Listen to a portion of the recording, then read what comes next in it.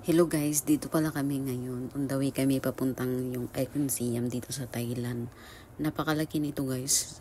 Sobrang laki ng yung mall nila na Icon Siam. Galing pa kami nito ng Asian City ba yun?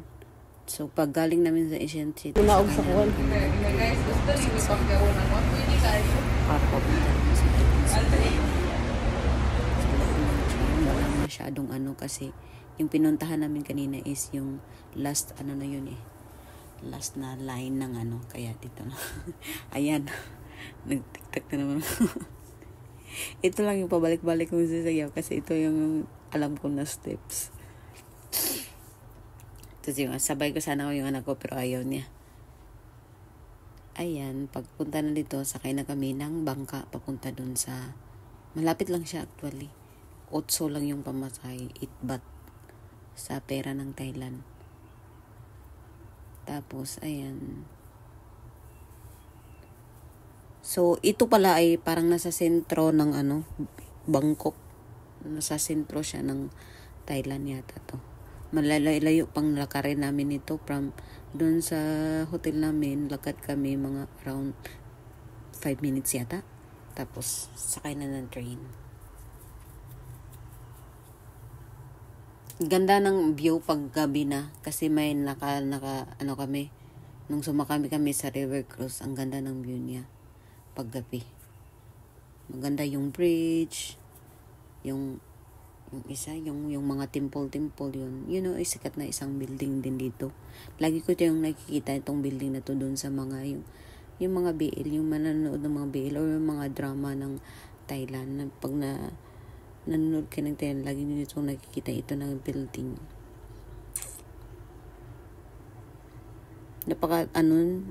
Tawag nito, ang daming guys, grabe, ang daming turista dito sa Thailand. Alam niyo ba, nung pagdating namin, yung tatak namin sa passport is pang 2 months siya. Pwede kami mag-exit ng June 8 ba yun? Yun guys. So kaya pala ang daming dayuhan kasi pwede ka mag-stay at least 2 months. Basta ang dami ka lang pera. Yan, binigyan ko yan, malayo siya, hindi Isa din to sa mga sikat yung parang may sa taas yung glass, yun. Ang tawag doon, hindi kami nakapunta doon. Tapos makikita mo yung mga building sa baba. Nasa pinakatuktok. Yung Siam pala is, akala ko anong ibig sabihin ng Siam.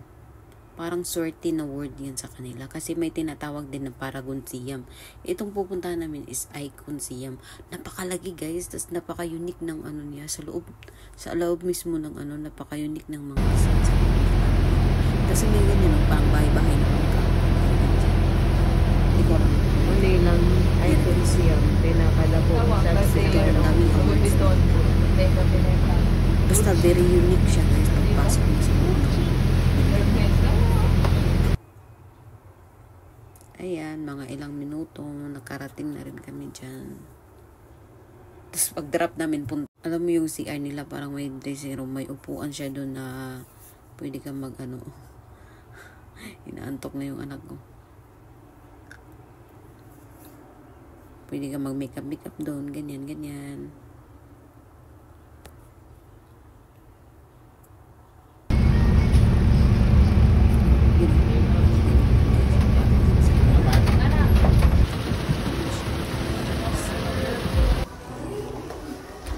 Video sa baba, nahihiya ako, ang daming tao, tapos very unique yung nila. Ito CR pala to dito guys. Yan, pwede ka matulog dito kami tumambay, ang sakit sa paa ng lakad dyan, di ba? At ito yung mga awards nila guys. Yan, award, itong building na Icon Siam, ito yung mga parang the whole world na awards sila, ganyan yung mga awards nila. Dinisplay nila sa labas mismo ng building nila. Doon lang kami sa baba, nag-CR, tapos hindi na kami pumasok sa loob.